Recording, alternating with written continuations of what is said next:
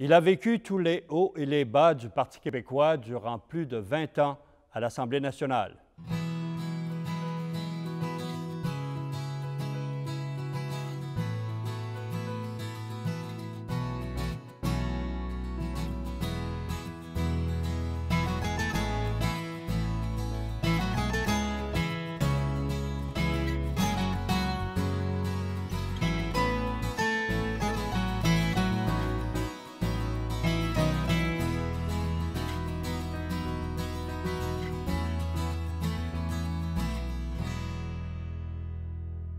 Bonjour, M. Garon. M. Garon, durant votre mandat à l'agriculture, est-ce que vous êtes frotté de temps en temps avec le gouvernement fédéral? Est-ce que vous aviez la même vision de l'agriculture, du développement de l'agriculture?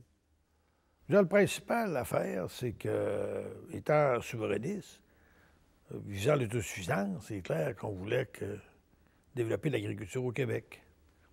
Alors qu'il y en a, des fédéralistes, qui auraient voulu que le Québec soit cantonné dans telle et telle production qui ne touche pas aux autres. Alors, M. Whelan avait l'habitude de dire...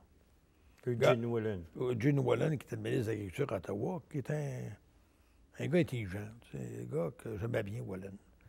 On divergeait d'opinion sur certaines affaires, mais en gros, on pensait... on était sur la même longueur d'onde. Point de vue du syndicalisme agricole, les coopératives, etc. On était sur la même longueur d'onde. Sauf qu'il disait, Caron, puis moi, dans le fond, on pense pareil. Sauf que le problème, c'est que lui, il est séparatiste, puis moi, je suis fédéraliste. Je disais, M. Whelan, qu'est-ce que vous voulez?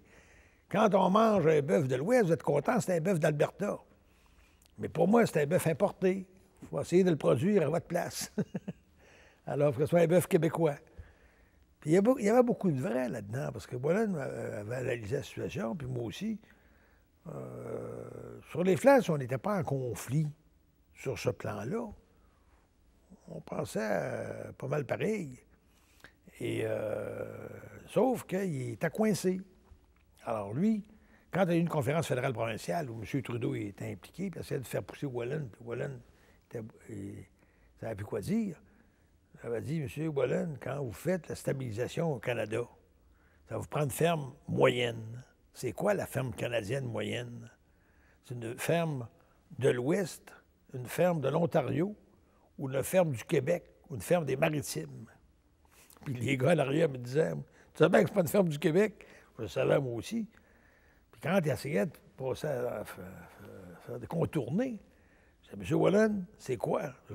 Quand M. Trudeau a voulu intervenir, M. Lévesque me donnait des petits coups de pied, puis il disait, lâche-le pas, tu l'as. J'avais dit, M. Whelan, c'est quoi votre ferme modèle pour la stabilisation des prix? C'est quoi votre ferme? Alors, c'est évident que, si vous voulez, Whelan ne voulait pas répondre parce qu'il savait que ce n'était pas la ferme québécoise. C'était la ferme de l'Ouest ou la ferme de l'Ontario, mais ce n'était pas la ferme québécoise. Je me rappelle que moi, quand elle m'a donné des gens, voulaient des gens, je les nommerai pas, là, mais des gens en fonction, là, voulaient convaincre Whelan de limiter les importations de fromage. Empêcher l'importation de fromage de l'Europe, de la France au Québec. J'avais dit, faites pas ça. Il dit, pourquoi? J'ai dit, faites pas ça. Il dit, nous autres, là, on n'a pas beaucoup de sortes de fromage ici. Si on veut développer du fromage, on ne peut pas vendre des fromages qu'on ne produit pas. On va pousser sur des fromages qu'on ne produit pas. Alors là, ça va rentrer les fromages français. Puis quand on développe, les goûts vont se développer au Québec, mais on les fera. Alors, c'est ce qui est arrivé. Le camembert, quand ça a pris du volume, les bris, ça a pris du volume, les différents fromages à pâte ferme, à pâte molle qui ont été développés par les Européens ou ici. On les a copiés, puis après ça, on a développé nos propres fromages en même lignée. Bien, aujourd'hui, regardez l'industrie du fromage. Mais ça, quand je l'ai demandé, je l'ai dit à Whelan, j'ai dit, peut-être, empêchez pas le fromage. Ils vont vous dire ça, mais c'est ce qui va être bon pour nous autres. C'est de développer le goût des consommateurs pour pouvoir en fabriquer par après. Puis c'est ce qui s'est passé. Ça touche encore une fois l'autosuffisance agroalimentaire. Oui. C'est un autre volet. L'autosuffisance agroalimentaire. Mais un point où vous ne vous démordez pas, c'est l'expropriation des terres à Mirabel pour construire Oui. l'aéroport. Est-ce que c'est l'emplacement de l'aéroport ou l'étendue des terres expropriées que Bon, vous... les deux. L'endroit puis l'étendue. C'est de la folie furieuse. Des imbéciles ne feraient pas ce qu'ils ont fait à Mirabel. T'sais. D'ailleurs, ils l'ont fermé, l'aéroport. C'était Mirabel avait autant de territoires qui avaient été pris pour la fin de l'aéroport que les 3 ou 4 plus grands aéroports du monde mis ensemble. Ça parlait des plus grands aéroports au monde, là. On additionnait le terrain que ça faisait. Bien, c'était plus que ça, Mirabel. Je ne sais pas que l'imbécile qui a pensé à ça ou que les gens n'ont pas posé les bonnes questions, ça va ni queue ni tête. Alors, moi, les cultivateurs, ils m'avaient demandé de leur donner un coup de main. Alors, j'étais allé, il m'avait à un moment donné, quand il est arrivé un moment important, il y a une ferme qui a passé au feu. Une grange qui a passé au feu à Mirabel. Et là, les gars avaient peur. Parce qu'ils voulaient la reconstruire. Ils ont dit, ils vont envoyer la police monter pour nous interdire, pour nous arrêter. Alors, les gars avaient peur. Ils ont dit, on vous invite, M. Garon, comme soutien moral. Ils m'ont dit, Garon, ils vont t'arrêter toi aussi. Et là, quand j'ai décidé d'y aller, j'ai dit, bon, advienne que pourra, là. Ils ont besoin d'un appui. Je ne peux pas demander à des gars de faire ce que moi j'ai peur de faire. T'sais. Alors, je suis allé. Et tout le monde se demandait ça, se faire arrêter par la police montée parce qu'il y avait eu l'interdiction de construire la grange. Pourquoi? Parce qu'une grange qui était démolie, le gars perdait ses droits. Alors, les gars se sont fait une corvée. Ils m'ont demandé pour aller pour s'après-midi avec eux autres. Et puis, pendant qu'ils faisaient la corvée, ben, j'étais avec eux autres. Je n'ai pas cloué de clous, là, mais j'étais présent avec eux autres comme un soutien moral. Et Avez-vous été arrêté? non, je n'ai pas été arrêté. Puis on a eu une reconnaissance. Mon père est décédé en 84, puis ma mère. Puis ils sont venus plusieurs automobiles de cultivateurs de Mirabel au salon funéraire. Ah oui? Au référendum de 80, quelle implication vous avez eue dans la formulation de la question? Est-ce que vous étiez d'accord? La stratégie référendaire, le degré de préparation, etc.? Moi, je n'ai pas participé beaucoup à ce débat-là, parce que j'étais... moi, j'ai senti rapidement que le monde n'était pas prêt en 80 pour voter oui. Peu importe les raisons, là, il y avait plusieurs raisons. Et la question, pour être franc avec vous, ça m'importait peu. Les gens votaient oui ou non à la souveraineté ou à l'indépendance. Et puis, ils n'étaient pas mûrs. J'ai fait la campagne au maximum, qui était mal planifiée. Je me rappelle, le journaliste m'avait accompagné une journée, puis à un moment donné, il m'a dit, feras-tu des journées de même tout le temps? Fait 800 000 dans la journée, en plus des assemblées. C'est du stock? Ben, c'est mal planifié. C'est-à-dire qu'il m'envoyait dans le lac Saint-Jean, puis après ça, il fallait aller dans le bas du fleuve, puis des affaires de même. Je ne sais pas c'était quoi le plan, mais c'était pas planifié comme ça aurait dû l'être. Et là, je le sentais. Au cours de la campagne, je veux dire, M. Lévesque le senti, je suis convaincu de ça, puis moi aussi, que les gens n'étaient pas prêts. Quand on allait dans les endroits, moi, des places où j'aurais dû avoir 500 personnes, j'en avais 50 ou 100. Je le sentais. Puis en 81, vous pensez que c'était un retour du balancier? Oui. Les gens étaient enthousiastes. Moi, j'ai fait la tournée. J'étais un des 5 orateurs avec M. Lévesque. D'ailleurs, c'est la campagne qui m'a le plus fait d'ennemis parce que tous les gens dans le parti qui étaient jaloux, je les ai eu sur le dos tout le reste de ma vie. Et j'avais fait la campagne avec M. Lévesque. J'étais dans l'équipe. L'équipe qui faisait le tour du Québec en 81. Puis on était à 5 et, avec M. Lévesque. Et la campagne électorale avait été extraordinaire.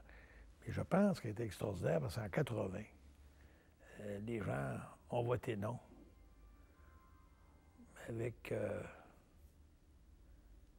avec tristesse. Je pense qu'il n'a pas voté non avec enthousiasme. Et il aimait le gouvernement, je pense. Et ils ont voté non. Mais il l'a regretté en 81, je pense.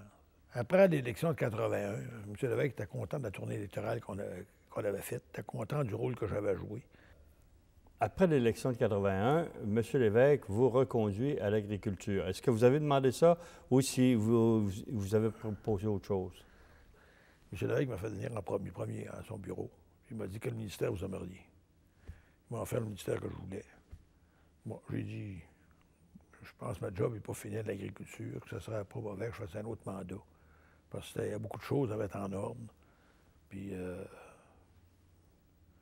j'ai demandé, je vais autant continuer à l'agriculture. De la même façon qu'en 84, quand le Parti parti aurait voulu que je prenne les finances, j'ai pas voulu.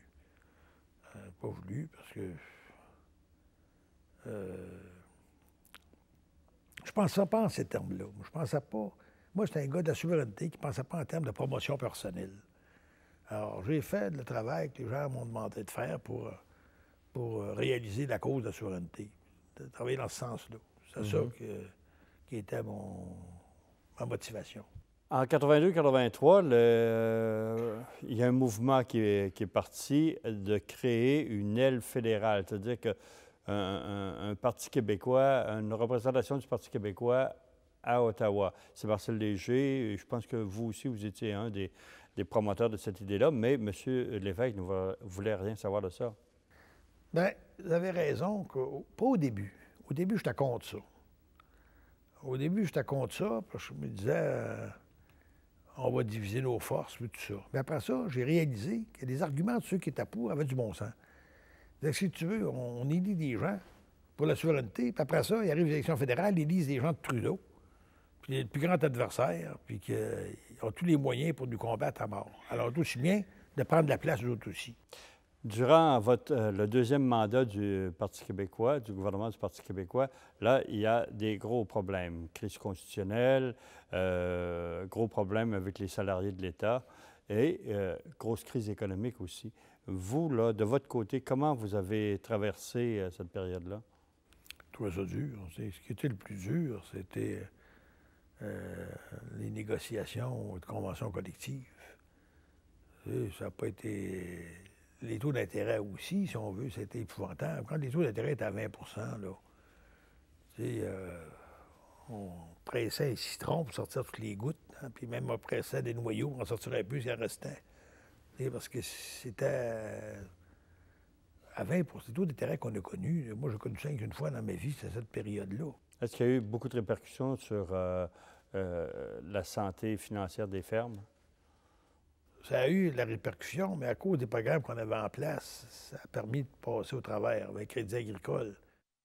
Alors, quand vous regardez les mesures, qu'est-ce qui est arrivé? Nous autres, il y a eu la stabilisation des prix, mais dans le temps que j'étais là, les gens oublient une chose aujourd'hui. N'oublient pas une chose, c'était la stabilisation. Tous les problèmes viennent du fait qu'ils ont changé ça. M. Garon, étiez-vous favorable au beau risque de René Lévesque en 84? René Lévesque perd le référendum en 80.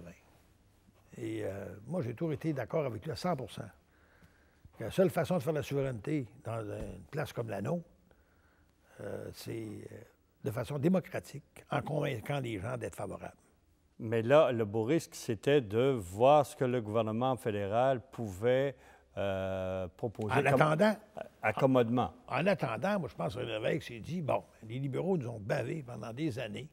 Ils se sont comportés comme des salauds, pour la ville de Québec, d'une façon autoritaire. Bon, ben, on va essayer d'avoir des meilleures relations avec M. Mulroney. C'était ça le beau risque qu'il disait, au fond. On va essayer de faire notre effort avec M. Mulroney. Mais ça n'a pas plu à plusieurs de vos collègues. Il y en a qui ont démissionné. Vous ne l'avez pas fait, pourtant. Non. Moi, je suis d'accord avec Lévesque parce qu'il n'y avait pas le choix. À mon avis, il n'y avait pas le choix. On fait un référendum et on ne le gagne pas. Est-ce qu'on peut se comporter après comme si on l'avait gagné? Tout ce qu'on pouvait faire, c'était de revenir devant la population, aller chercher un autre mandat autrement. Mais là, en attendant, on n'a pas gagné le référendum. Mhm. Aviez-vous vu venir la démission de M. Lévesque quelques mois plus tard? Non. Moi, je vais vous dire que tous les gens qui ont écrit toutes sortes d'affaires, là, moi, j'étais en contact régulier avec M. Lévesque à ce moment-là. Il me consultait. Il m'a donné mon opinion. Puis, il était triste. Parce que, vous voulez, il ne faut pas se compter d'histoire. Il y avait des gens là-dedans qui voulaient le remplacer. Là. Alors, il y a des gens qui sont préparés longtemps avant qu'ils partent pour prendre...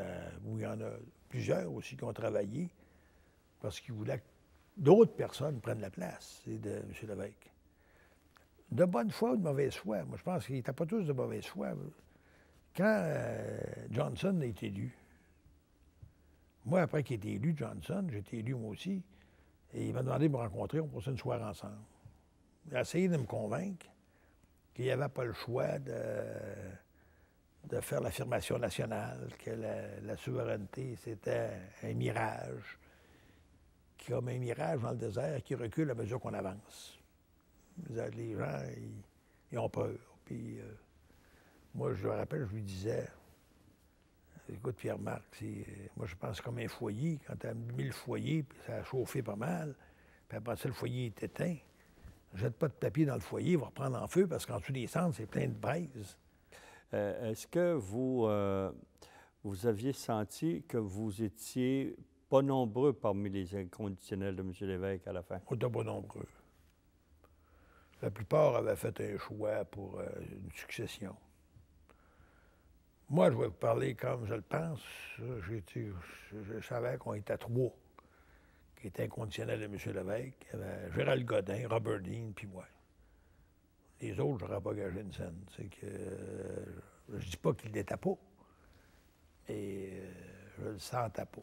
Mm-hmm. Alors, M. Lévesque, j'ai toujours une bonne relation. Je trouvais que c'est un homme honnête, qui avait une qualité, plus que tout le monde. C'était un gars de l'ensemble du Québec. C'était pas un gars d'un patelin. J'étais fier de dire qu'il venait de la Gaspésie. Alors, les gens des régions se reconnaissaient dans lui. Il avait été à Québec un bout de temps.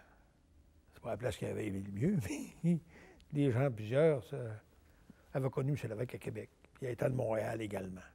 De sorte que quand M. Lévesque parlait du Québec, il n'y avait pas de problème d'identité. Il parlait du Québec dans son ensemble. Puis les gens le sentaient tous. Ils sentaient autant à Montréal, que dans Gaspésie, que dans les régions, qu'à Québec. Ils sentaient tous qu'il parlait de Québec, du Québec. Alors... Mais qu'est-ce qui vous a motivé à poser votre candidature, enfin, vous lancer à sa succession? Je me suis présenté. D'abord, je savais que je ne gagnerais pas. Et c'est parce que je voulais que cette pensée-là soit représentée. Je voulais que les gens qui voulaient l'indépendance d'une façon intelligente soient représentés. Je ne voulais pas des... Il y en avait toutes sortes de monde qui faisaient des déclarations différentes. Je ne voulais pas que ça soit mou non plus. Je voulais que ça soit ferme, en faveur de la souveraineté. Et je trouvais qu'il n'y avait personne qui représentait ça de la façon dont je voulais le faire moi-même. Pierre-Marc Johnson n'était pas tout seul. Quand il voulait aller vers l'affirmation nationale, je ne dis pas qu'il était malhonnête, Johnson. Il y a des gens qui poussaient sur lui parce que il croyait à ça. Il croyait que ça n'arriverait pas, puis que c'était mieux d'amadouer tout ça. Il était sincère. Moi, je pense pas que Pierre-Marc était... D'ailleurs, sur beaucoup des points, je m'entendais bien avec Johnson. Je ne sais pas Johnson. Mais j'ai jamais compris pourquoi. Johnson n'a pas formé son propre parti, parce que l'affirmation nationale, c'était un peu la suite de l'Union nationale, un peu. Et il n'y avait rien de méchant là-dedans. Mais le Parti québécois, c'était un parti indépendantiste. Il était fondé pour ça. Aux élections de 1985, vous avez été le seul député réélu dans la région de Québec. Oui. Et le PQ a perdu le pouvoir. Quel genre de campagne vous avez mené? Avez-vous une stratégie différente des autres? Non, moi j'étais proche des gens. Et puis, les gens me connaissaient. Puis, Les gens me connaissaient. Puis j'avais travaillé pour eux autres. Puis j'étais proche du monde. Vous n'avez fait rien de particulier pour être réélu. Pourtant, vous avez eu quand même un bon résultat. Oui. Ah oui, j'ai eu 10 000 de majorité en 85. En 94, j'ai eu 13 000 de majorité. Mais j'ai fait mon travail, c'est ce que j'avais à faire. J'étais accessible, disponible. Je voyais quelqu'un les funérailles aujourd'hui, il me disait ça. Il dit moi, mon père a travaillé pour vous. C'était un curé, il me disait ça. Il disait, mon père a travaillé pour vous, puis il disait, votre caractéristique, c'est d'être proche du monde. Dans l'opposition, il y a quand même un dossier que vous avez mené de façon assez énergique. C'était votre opposition à l'utilisation de la caisse de la Société d'assurance automobile. Qu'est-ce qui vous motivait à faire cette bagarre-là? Je trouvais que c'était un vol. La loi disait bien que... Je n'ai jamais compris comment les tribunaux ne l'ont pas appliqué. Parce que la loi disait bien qu'ils collectaient de l'argent pour des fins d'assurance automobile. Alors que Gérard Deslevesque, ou les libéraux du temps, ont se faire siphonner 1,7 milliard de dollars de la Caisse de la Régie de l'assurance automobile de 1986 à 1995. Aujourd'hui, le projet de loi accorde à toute la pratique quelques grenailles aux assurés de la Société d'assurance automobile, alors que le gouvernement en a siphonné 1,7 milliard. Moi, je trouvais que c'était des détournements de fonds. Ça, on n'aura pas le droit de faire ça. On a des assurances pour des fins d'automobile. On fait payer les automobiles, puis après ça, on prend de l'argent pour les autres, pour tout le monde, alors que les gens ont payé pour ça. Alors, pourquoi écœurer le monde? Leur faire croire qu'ils sont coupables de quelque chose, quand ils payent, mais ils n'ont pas ce qu'ils devraient avoir pour ça.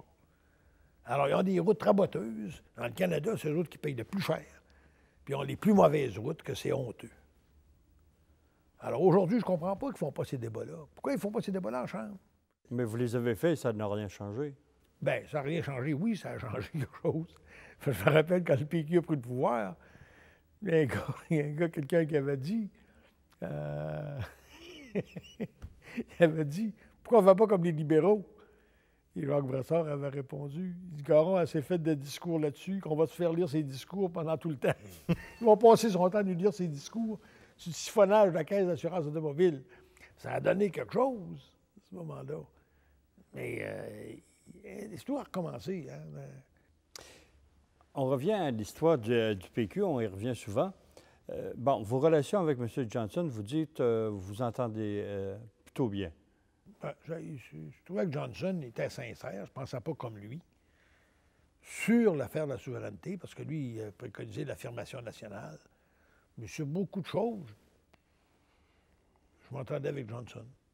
Mais là, il a été contesté assez rapidement, lui, même dans les jours qui ont suivi le décès de M. Lévesque. C'était quoi votre opinion là-dessus? Bien, moi, je n'ai pas parti à ça. Puis je me rappelle quand Gérald Godin a fait une sortie, j'ai dit à Gérald,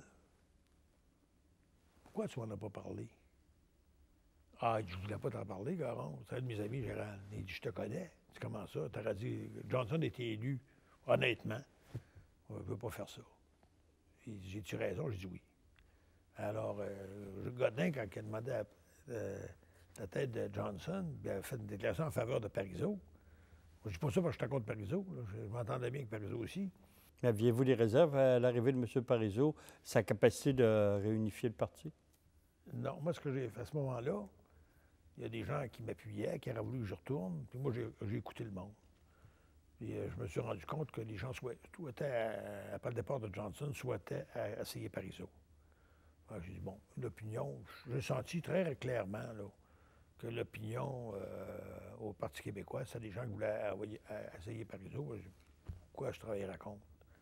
Alors, j'ai accepté, moi, que Parizeau était unanimement élu parce que les gens ne sont pas allés. Parizeau, c'est qu'il était un indépendantiste convaincu. Comme vous? Ah oui. C'est pour ça que Johnson, ce qui le nuit, c'est que les gens ne croyaient plus qu'il était indépendantiste. Je vais revenir sur une anecdote parce qu'elle est assez savoureuse. Au sommet de la francophonie, je crois, en 87 à Québec, là, les députés prêtaient leur bureau pour toutes sortes d'occasions. Et le vôtre devait servir, je ne sais pas trop à quoi, mais vous avez refusé. C'était une demande de la GRC. C'est quoi l'histoire? Ah, c'est ça ce qu'il y a. Je pense que ça a été mis dans les journaux. Moi, j'ai toujours pensé ça, que c'était un coup qui m'était fait. C'était quoi au juste? C'est parce qu'il disait que c'était pour faire une mosquée. Alors, j'ai dit, c'est quoi les règles d'une mosquée? C'est d'être tourné vers la Mecque. Le bureau le plus contraire à la Mecque qu'il y a dans le Parlement, c'est le mien. C'est de l'autre bord. Prenez le bureau de Gendron, si vous voulez. Prenez le bureau qui s'en va vers la Mecque. Mais le mien, il est ce côté-là. Alors, c'est pas la direction de la Mecque. Alors, c'est ça que j'avais dit. Mais je pensais que c'était un coup, ça. Ah oui? Qu'est-ce qui est arrivé? Est-ce qu'il a servi? Non. Non? Pas servi pour... Il n'y a pas de besoin. Les catholiques avaient besoin d'un bureau pour prier. Alors, les musulmans n'ont pas besoin d'avoir un bureau dans le Parlement pour prier plus que les autres. Autrement, s'il avait fallu faire un bureau pour tous les groupes religieux, ça n'avait qu'une tête. Ben, oui. Il n'y aurait pas eu assez de bureaux de députés. Est-ce que c'est exact que vous avez été agressé par un de vos électeurs en 88? Moi, c'est un de mes électeurs. C'est un gars qui restait dans Lévis. C'est un pauvre homme. Tu sais, c'est... je suis avec ma petite fille. Je suis allé une partie au stade à Maranda, à Lévis. Et puis, j'étais avec ma petite fille. Il y a quelqu'un qui veut me voir. Je suis allé y parler. Et là, quand je l'ai vu, j'ai vu que c'était un gars qui... c'est-à-dire, non, il m'a attaqué, je ne l'ai pas vu venir. J'ai un coup de poing, je suis tombé. Quand je me suis relevé, je me suis dit, mon maudit, là, je l'ai regardé les yeux, j'ai vu les yeux vitreux. J'ai dit, oh, Patrick, je ne suis pas un gars normal. Si je fais mal, c'est moi qui vais t'accuser d'avoir agressé un pauvre d'esprit. Et alors, je l'ai regardé en pleine face, puis là, il s'est sauvé. Et après ça, je suis parti. Est-ce que vous avez parlé? Vous avez reproché quelque chose? Non. Pas un mot. C'était bang, pas un mot. Qu'est-ce que vous pensiez de l'accord constitutionnel du lac Meech, là, la même période, là, 87-90, et de son impact sur l'option souverainiste? Ben, moi, je ne croyais pas à ça, l'option du lac Meech. Je trouvais que c'était des bebelles. C'est pour... il n'y avait rien dans mon esprit, en moi, d'important là-dedans. Monsieur le Président, si on veut faire parler de ces relations, c'est un viol. Viol du peuple québécois qui avait le droit de dire quelque chose, qui n'avait pas d'affaire à se faire garrocher une constitution pour laquelle il n'a donné aucun consentement. S'il y a quelque chose, Monsieur le Président, je dis qu'on viole le peuple québécois. Le peuple québécois a le droit de dire s'il est d'accord ou s'il n'est pas d'accord. Le peuple québécois a le droit de donner son opinion. C'était un empaquetage pour à gogo. Et même ça, les anglophones n'ont pas voulu. Alors, c'était, à mon avis, il n'y avait rien de majeur là-dedans. Puis on n'aurait pas été satisfait de ça plus. Mais est-ce que les Québécois auraient été satisfaits de ça et mettre l'idée de la souveraineté vraiment dans l'armoire? Non, pas les souverainistes, les vrais souverainistes. Mais, tu sais, vous savez, là-dedans, quand vous convainquez des gens, il y a différents degrés. Il y a des gens qui sont souverainistes, il y a des gens qui ne le sont pas beaucoup, il y a des gens qui votent pour la souveraineté comme une arme pour négocier des affaires au fédéral. Alors, c'est tous des degrés. Là. Et le lac Meech, c'était une affaire temporaire, à mon avis, qui a endormi les gens temporairement, mais ils se sont rendus compte rapidement que ça ne donnait rien. Les Québécois se sont rendus compte rapidement que ça ne donnait rien. Ça n'a pas marché. Il y a eu par la suite la commission Bélanger-Campeau.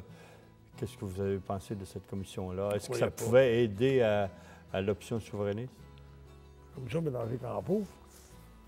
Bélanger, c'est un fédéraliste. Campeau, je ne le connaissais pas. Je trouve que c'est un gars correct. Et dans la commission, je ne peux pas faire de l'inventaire de ça, mais si les gens ont l'idée faite d'avance, qui vont voter ou qui ne voteront pas, peu importe les raisons. Je n'ai jamais cru à la commission Bélanger-Campeau non plus, sauf faire une étude. Très intéressant ce que vous racontez là, M. Garon. On reprend la semaine prochaine.